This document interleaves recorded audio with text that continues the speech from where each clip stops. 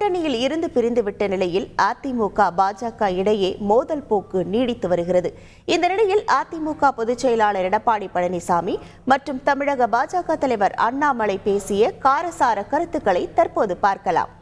மத்தியிலே ஆளுகின்ற ஆட்சியினுடைய தயவு வேண்டும் என்ற காரணத்தினாலே மத்தியில் இருக்கின்ற ஆட்சியாளரை அழைத்து மறைந்த திரு கருணாநிதியுடைய நூற்றாண்டு விழா நாணய வெளியீட்டு விழாவிலே அவர்கள் மூலமாக வெளியிடச் செய்திருக்கின்றார்கள். இதை சொன்னால் திராவிட முன்னேற்ற கழகத்திற்கும் கோபம் வருகின்றது, பாரதிய ஜனதா கட்சியைச் சேர்ந்த தலைவர்களுக்கும் கோபம் வருகின்றது. இதை சொன்ன உடனே பாரதிய ஜனதா கட்சியைச் சேர்ந்த தலைவர்கள் மாநில தலைவருக்கு கோபம் பொத்துக்கொண்டு வந்து என்னை பற்றி பல வசைபாடி இருக்கின்றார். ஏதோ மத்தியில் இருக்கின்ற ஆட்சியாளர் வந்து வெளியிட்டால்தான் புரட்சித் தலைவர் எம்ஜிஆருக்கு புகழ் கிடைக்கும் என்ற தோரையிலே பேசியிருக்கின்றார். அது சிறுபிள்ளைத்தனமானது. மக்கள் இடத்திலே மிகுந்த செல்வாக்கு பெற்ற புகழ்பெற்ற தலைவர் தான் எங்களுடைய தலைவர் பொன்மனச்செம்மல் புரட்சித் தலைவர் எம்ஜிஆர்.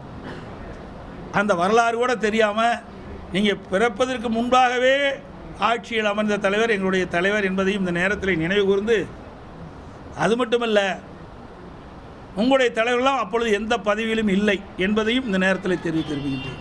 அதிமுக ஆட்சி ஊழல் ஆட்சி, மோசமான ஆட்சியெல்லாம் சொல்லியிருக்காரு. ஏன் அதிமுக ஆட்சி கூட்டணியில் சேர்ந்து போட்டியிட்டீ அப்பெல்லாம் தெரியலையா? 2021 எங்களோட கூட்டணி அமைச்சு தானே போட்டிட்டீங்க, சொந்த தொகுதியிலே தோற்று போயிட்டீங்களா? இங்கே இருக்கின்ற பாரதிய ஜனதா கட்சி தலைவர் பொறுப்பேற்றதிலிருந்து இதுவரை தமிழ்நாட்டுக்கு மத்திய அரசிடம் வந்து எந்த ஒரு பெரிய திட்டத்தை கொண்டு வந்தாரா? எதையுமே கொண்டாடல. ஒரு பொது திட்டம் கூட கொண்டாடல.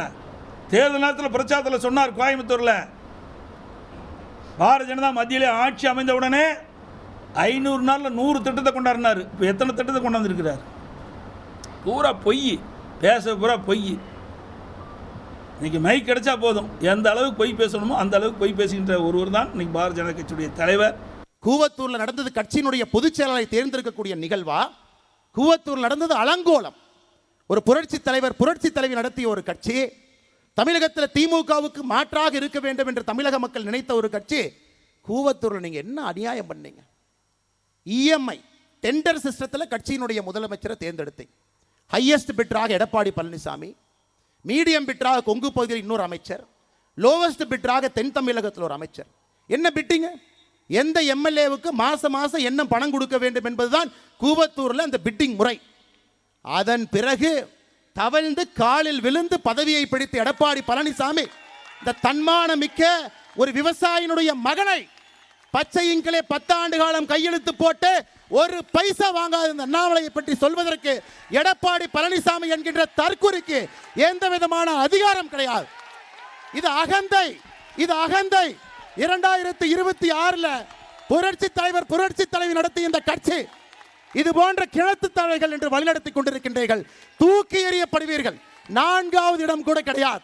2026 சட்டமன்ற தேர்தலில் அனைத்து இந்திய அண்ணா திராவிட முன்னேற்ற கழகத்திற்கு 4வது இடம் கூட கிடையாது.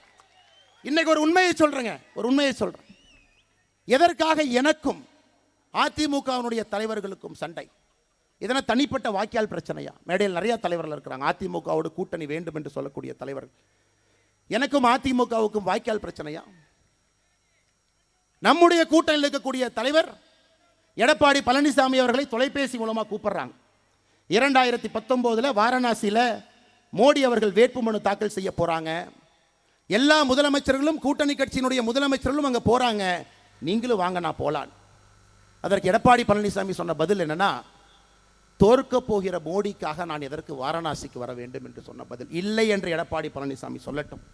என்னுடைய தலைவனை பற்றி எப்படி எடப்பாடி பழனிசாமி அன்று பேசினாரோ, மானமுள்ள அண்ணாமலை அன்றிலிருந்து கூட்டணி கட்சி தலைவராக எடப்பாடி பழனிசாமியை எப்பொழுதும் நான் ஏற்றுக்கொண்டது கிடையாது, எப்பொழுதும் ஏற்றுக்கொண்டது கிடையாது. தவழ்வதை பற்றி, ஒருத்தருடைய காலை பிடிச்சு கட்சி ஆட்சிக்கு வர்றதை பற்றி, மக்களால் தேர்ந்தெடுக்கப்படாமல் மாசம் எம்எல்ஏக்கு பணம் கொடுத்து முதல்வர் நாட்காலில் அமர்ந்திருக்கக்கூடிய எடப்பாடி பழனிசாமி, தயவு செஞ்சு இந்த விவசாயினுடைய மகன் அண்ணாமலைக்கு நீங்கள் பாடம் எடுக்க வேண்டாம்.